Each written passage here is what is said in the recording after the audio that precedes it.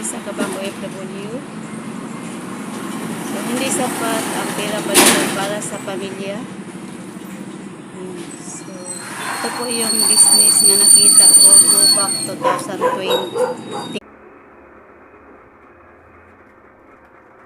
So, magandang umaga, magandang tanghali, at magandang gabi.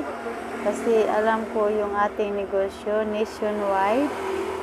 So, ito yung nakita kong negosyo na go back 2021. So, nakita ko ito sa Facebook. So, ako yung taong naghaw kasi naghahanap ko ng ibang pagkakitaan. So, kahit isang OFW, naghahanap ng pwedeng pagkakitaan through online.